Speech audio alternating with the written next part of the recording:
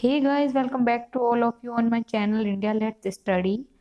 उम्मीद करती हूँ कि आप सभी सेफ होंगे एंड हेल्दी होंगे। Today we are discussing about geography, जिसमें कि हम टॉपिक लेकर चले हैं सबसे फर्स्ट भारत का भूगोल। जैसा कि आप सभी को पता है, चैनल पर स्टार्ट हुई है daily dose for UP edit junior, जिसमें कि हमने अभी आपके लगभग 4 से 5 क्लासेस हुई हैं। फिजिक्स की क्लास है जिसमें 2 यूनिट कवर हो चुकी हैं, आपकी इलेक्ट्रिसिटी एंड मैग्नेटिज्म।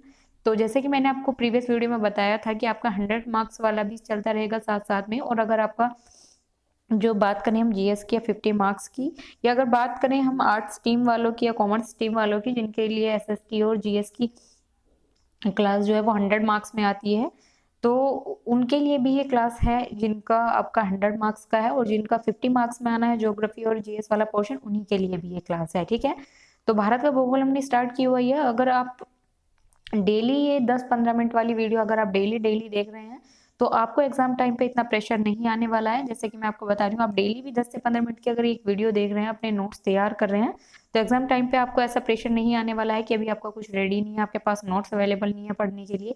तो अभी आप एक बार ये वीडियो देखकर अपने नोट्स प्रिपेयर कीजिए, देन आपको बार बार वीडियो देखने की भी कोई जरूरत नहीं है। जब आपके पास सभी लिखा हुआ होगा, तो आपको एग्जाम टाइम में सिर्फ अपने नोट्स से क्या करना होगा, रिवीजन करना होगा। और जैसे कि मैंने आपको पहले बताया, अगर आपको किसी को भी पीडीएफ चाहिए तो आप कमेंट करके बता सकते हैं, देन आपको पीडीएफ प्रोवाइड हो जाएगी। ठीक है, तो स्टार्ट करते हैं अपनी आज की क्लास, जो कि हमारी ज्योग्राफी की भारत का भूगोल की क्लास है। क्लास 1 है आज हमारी, जिसमें कि जीएस के पोर्शन की आपकी क्लास होने वाली है। तो स्टार्ट करते हैं। स्टार्ट करने से पहले प्लीज सब्सक्राइब कीजिए हमारा चैनल इंडिया लेट्स स्टडी, और अगर वीडियो पसंद आती है तो प्लीज उसे लाइक कीजिए, शेयर कीजिए एंड वीडियो पर कमेंट जरूर कीजिए। ठीक है, तो स्टार्ट करते हैं। तो हियर वी आर, ये आपका टॉपिक है भारत का भूगोल, जिसे कि हम डिस्कस करने वाले हैं अब सबसे पहले। तो सबसे पहले हम इसमें देखते हैं कि भारत का कुल क्षेत्रफल कितना है, जो कि है हमारा 32,87,263, 32,87,263 वर्ग किलोमीटर। ठीक है, जो कि आपका इंपॉर्टेंट हो जाता है। इसे आपको याद रखना है कि हमारे भारत का कुल क्षेत्रफल कितना है। ठीक है, और जो विश्व के क्षेत्रफल का कितना है, 2.42%। ठीक है, क्षेत्रफल की दृष्टि से अगर हम देखें तो भारत का विश्व में कौन सा स्थान है, 7वां स्थान है। ठीक है, और जनसंख्या की दृष्टि से अगर हम देखें तो भारत का विश्व में कौन सा स्थान है, दूसरा स्थान है। ठीक है, वर्तमान में भारत में 28 राज्य और 8 केंद्र शासित प्रदेश शामिल हैं। ठीक है, भारत के भूगोल की हमने जो शुरुआत की, आप देख सकते हैं बिल्कुल आपके लिए सटीक टॉपिक यहाँ पर है। कितना क्षेत्रफल है, विश्व के क्षेत्रफल का कितना है, कौन सा स्थान क्षेत्रफल की दृष्टि से है, कौन सा स्थान जनसंख्या की दृष्टि से है। और अभी बात करते हैं हम केंद्र शासित प्रदेश, और साथ में उनकी राजधानी भी देखते हैं, कौन से प्रदेश की कौन सी राजधानी है। तो केंद्र शासित प्रदेश कितने हैं हमारे, 8 हैं। ठीक है, सबसे पहला है जम्मू कश्मीर, जिसकी राजधानी है हमारी श्रीनगर। सेकंड है लद्दाख, जिसकी राजधानी है हमारी लेह। थर्ड है दादर व नागर हवेली और दमन दीव, ये पहले अलग अलग थे और इनकी राजधानी क्या है हमारी दमन। ये आप देख सकते हैं 26 जनवरी 2020 को दोनों केंद्र शासित प्रदेशों को मिलाकर क्या कर दिया गया था, एक कर दिया गया था। ठीक है, तो इसलिए अब केंद्र शासित प्रदेश कितने हो गए हैं, 8। पहले कितने थे हमारे, 9 थे। ठीक है, फोर्थ है हमारा अंडमान निकोबार, जिसकी राजधानी हमारी पोर्ट ब्लेयर। चंडीगढ़, जिसकी राजधानी चंडीगढ़ है। दिल्ली, नई दिल्ली, इसकी राजधानी है। लक्षद्वीप, कवारती, उसकी राजधानी है पंडुचेरी, जिसकी राजधानी हमारी क्या है, पंडुचेरी है। भारत के 9 राज्यों एवं 4 केंद्र शासित प्रदेशों की सीमाएं क्या होती हैं, समुद्र से लगती हैं। ठीक है, अब आपका आता है कर्क रेखा, भारत के मध्य से 8 राज्यों से होकर गुजरती है। ठीक है, तो ये हम ट्रिक के माध्यम से याद करेंगे। ठीक है, देखिए आप पहले हम देख लेते हैं कि वो कौन कौन से हमारे राज्य हैं। ठीक है, राजस्थान, गुजरात, मध्य प्रदेश, छत्तीसगढ़, पश्चिम बंगाल, त्रिपुरा और मिजोरम। जिसकी ट्रिक है हमारी, आरजी ने एमपी में सीजेपी नहीं है, वो जी है, सीजीपी को ट्रेडमार्क दिया। ठीक है, R for Rajasthan, G for है हमारा गुजरात, एमपी से हो गया आपका मध्य प्रदेश, सीजी से हो गया आपका छत्तीसगढ़, पी से हो गया पश्चिम बंगाल, ट्रेड से हो गया आपका त्रिपुरा और मार्क से हो गया आपका मिजोरम। तो आप ट्रिक के माध्यम से अगर इसे याद करते हैं बहुत इजीली आपको ये याद हो जाएगा। ठीक है, अब कुछ इंपॉर्टेंट फैक्ट्स हैं जिन्हें देख लेते हैं। सबसे अधिक राज्यों के साथ सीमा 8 राज्यों से बनाने वाला राज्य कौन सा है? हमारा उत्तर प्रदेश है। ठीक है, क्षेत्रफल की दृष्टि से राजस्थान देश का सबसे बड़ा तथा गोवा सबसे छोटा राज्य है। ठीक है, देख सकते हैं आप, इंपॉर्टेंट फैक्ट है बिल्कुल आपके लिए। भारत की मानक समय रेखा 82.5 डिग्री इलाहाबाद से नैनी से गुजरती है। ठीक है, लास्ट है, यह मानक समय रेखा 5 राज्यों से गुजरती है तथा ग्रीनविच समय से 5 घंटे 30 मिनट आगे है। चलते हैं नेक्स्ट है हमारा भारत के प्रमुख पर्वत एवं शिखर, चोटी, उनकी स्थिति और उनकी ऊंचाई। ठीक है, आप देख सकते हैं बिल्कुल इंपॉर्टेंट फैक्ट्स आपके लिए यहाँ पर लिखे हुए हैं। और अगर आप इनसे नोट्स बनाना चाहते हैं तो बहुत ही ज्यादा यूजफुल नोट्स होने वाले हैं आपके यूपीएससी जूनियर के लिए, चाहे आपका ये जीएस 100 मार्क्स का है, चाहे आपका ये 50 मार्क्स का है। तो सबसे पहला है हमारा माउंट एवरेस्ट, जिसकी स्थिति कहाँ से है? नेपाल और तिब्बत से है।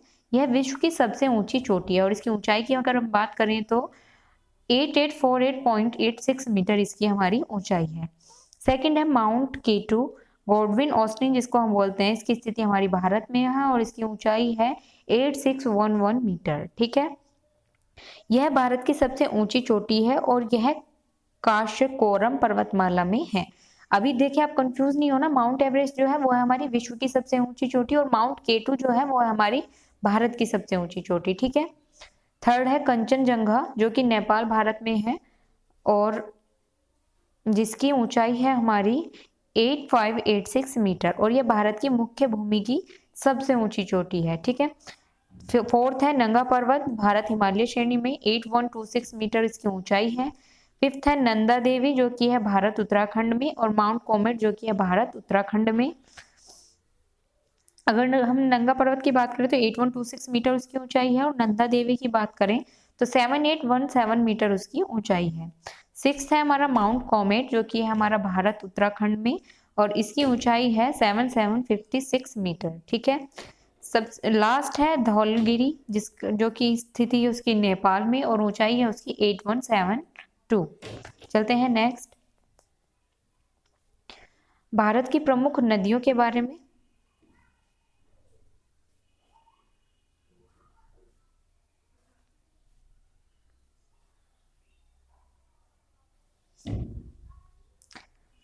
अगर प्रमुख नदियां आप आज पढ़ लेते हैं तो आपको बार बार पढ़ने की कोई जरूरत नहीं होने वाली है। ठीक है, तो देखते हैं, उनके नाम है, उनका उद्गम स्थल है, संगम अंत है और उनकी लंबाई किलोमीटर में है। ठीक है, सबसे पहली नदी है हमारी सिंधु जिसका उद्गम स्थल है मानसरोवर झील के समीप तिब्बत और संगम अंत है उसका अरब सागर में। ठीक है, और लंबाई है उसकी 3180 किलोमीटर। नेक्स्ट हमारी गंगोत्री के पास गौमुख से ये निकलती है, बंगाल की खाड़ी पे इसका अंत होता है और इसकी लंबाई है हमारी 2525 किलोमीटर।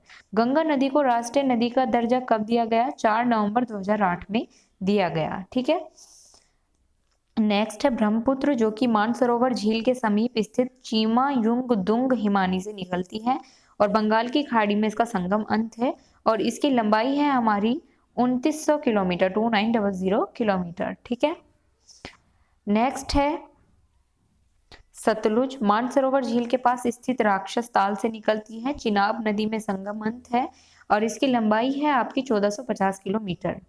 नेक्स्ट है रावी, कांगड़ा जिले में रोहतांग दर्रे के समीप से निकलती है, चिनाब नदी में इसका संगम अंत है और 720 किलोमीटर इसकी क्या है हमारी लंबाई है। नेक्स्ट है व्यास, रोहतांग दर्रे के समीप से निकलती है, सतलुज नदी से इसका अंत होता है और 625 किलोमीटर उसकी क्या है आपकी लंबाई है। नेक्स्ट है यमुना, बंदर पूंछ यमुनोत्री हिमानी के पास उत्तराखंड से निकलती है और गंगा नदी में इसका अंत होता है और उसकी लंबाई है हमारी 1375 किलोमीटर। ठीक है, नेक्स्ट है, अब सारी आपकी नदियाँ जितनी भी हैं आपकी इम्पोर्टेंट जो कि आपके एग्जाम में पूछी गई हैं सब यहाँ पर इंक्लूड हैं। तो आपको और कहीं से नदियों के बारे में कुछ पढ़ने की ज़्यादा ज़रूरत नहीं है। आप अगर यहाँ से भी पढ़ते हैं तो आप इजीली अपने एग्जाम में क्वेश्चन लगा पाएंगे। ठीक है, और आप देख सकते हैं बहुत अच्छे से नोट्स आपके तैयार किए हुए हैं, हैंड रिटन नोट्स हैं, कोई इसमें दिक्कत की भी बात नहीं है। तो आप अपने इसी तरीके से नोट्स तैयार कर सकते हैं यूपी एडिट जूनियर के लिए। ठीक है, सोन जिसके अमरकंटक की पहाड़ी से निकलती है और गंगा नदी में इसका अंत होता है। 784 किलोमीटर उसकी क्या होती है, लंबाई होती है। कृष्णा नदी महाबलेश्वर के समीप पश्चिमी घाट पहाड़ सतास महाराष्ट्र से निकलती है, बंगाल की खाड़ी में उसका संगम अंत होता है और 1400 किलोमीटर उसकी क्या होती है, लंबाई होती है। गोदावरी जिसे हम वृद्ध गंगा के नाम से भी जानते हैं, नासिक जिला महाराष्ट्र के पास त्र्यंबकेश्वर से निकलती है, बंगाल की खाड़ी में इसका अंत होता है और 1465 किलोमीटर उसकी क्या होती है, लंबाई होती है। ठीक है, कावेरी कर्नाटक के कुर्ग जिले में स्थित ब्रह्मगिरी पहाड़ी से निकलती है, बंगाल की, आप देख सकते हैं बंगाल की खाड़ी में कितनी नदी का अंत है, तो कंफ्यूज नहीं होना है। अगर आपको कुछ इनमें नदी की लंबाई या कहीं से भी कुछ कंफ्यूजन होता है आप कमेंट करके जरूर बताइए। हम नेक्स्ट वीडियो में और भी ज्यादा थोड़ा क्लियर करने की कोशिश करेंगे। वैसे तो बहुत इनफ है ये आपके लिए, इससे ज्यादा शॉर्ट या इससे ज्यादा कुछ छोटे में आपको नहीं मिल पाएगा। ठीक है, इसकी लंबाई है 805 किलोमीटर। तुंगभद्रा कर्नाटक के पश्चिम घाट पहाड़ से निकलती है, कृष्णा नदी में इसका अंत होता है और 640 किलोमीटर उसकी क्या है, लंबाई है। महानदी है, मध्य प्रदेश के रामपुर जिले से सिंघावा के समीप से निकलती है, बंगाल की खाड़ी में इसका अंत होता है और 858 किलोमीटर उसकी क्या हो जाती है, लंबाई हो जाती है। ठीक है, बस ये लास्ट स्लाइड है हमारी नदियों के लिए। ठीक है, तो नर्मदा नदी है जो कि अमरकंटक की पहाड़ी मध्य प्रदेश से ही निकलती है, खंभात की खाड़ी में इसका संगम अंत है और 1312 किलोमीटर उसकी क्या हो जाती है, ऊंचाई लंबाई हो जाती है, सॉरी। ताप्ती नदी है, बैतूल मध्य प्रदेश के मुल्ताई के पास से निकलती है, खंभात की खाड़ी अरब सागर में इसका अंत हो जाता है और 724 किलोमीटर उसकी लंबाई हो जाती है। नेक्स्ट है लूनी जो कि अजमेर जिले में स्थित नाग पहाड़ी अरावली पर्वत से निकलती है, कच्छ की खाड़ी में इसका संगम अंत होता है और 450 किलोमीटर उसकी क्या हो जाती है, लंबाई हो जाती है। नेक्स्ट है कोसी, गोसाई धाम चोटी के उत्तर से निकलती है, गंगा नदी में इसका संगम अंत है और 730 किलोमीटर उसकी क्या हो जाती है, लंबाई हो जाती है। नेक्स्ट है गंडक जो कि नेपाल से उत्पन्न होती है और गंगा नदी में इसका अंत हो जाता है और जिसकी लंबाई है हमारी 425 किलोमीटर। ठीक है, अब बात करते हैं भारत की प्रमुख नदियों के किनारे बसे कुछ नगर के बारे में। ठीक है, तो गंगा के किनारे कौन कौन से नगर बसे हैं, सबसे पहले उन्हें देख लेते हैं। हरिद्वार, ऋषिकेश, कानपुर, पटना और वाराणसी। ठीक है, अब यमुना नदी के किनारों के देखते हैं, दिल्ली, मथुरा, आगरा। इसी तरीके से सरयू के किनारे अयोध्या, गोमती के किनारे लखनऊ और जौनपुर। जौनपुर को भारत का शिराज या शिरोश हिंद भी कहा जाता है। ठीक है, ये याद रखने वाली चीज है। बद्रीनाथ के किनारे अलकनंदा, श्रीनगर के किनारे झेलम के किनारे श्रीनगर और अलकनंदा के किनारे बद्रीनाथ, हुगली के किनारे कोलकाता, ताप्ती के किनारे आपका सूरत हो जाता है, ब्रह्मपुत्र के किनारे डिब्रूगढ़ गुवाहाटी और गोदावरी के किनारे आपका नासिक हो जाता है। मूसी के किनारे आपका हैदराबाद और महानदी के किनारे की अगर हम बात करें तो कटक और साबरमती के किनारे आपका अहमदाबाद और शिप्रा के किनारे आपका उज्जैन और सतलुज के किनारे आपका हो जाता है लुधियाना और रामगंगा के किनारे आपका हो जाता है बरेली। ठीक है, तो उम्मीद है आपको आज की जो वीडियो थी ज्योग्राफी की, आज हमने स्टार्ट किया है इसलिए थोड़ी वीडियो छोटी भी है। नेक्स्ट वीडियो में हम कवर करने वाले हैं आपका अक्षांश, देशांतर, सभी कुछ, पृथ्वी की गति वगैरह सब कुछ डिस्कस करेंगे।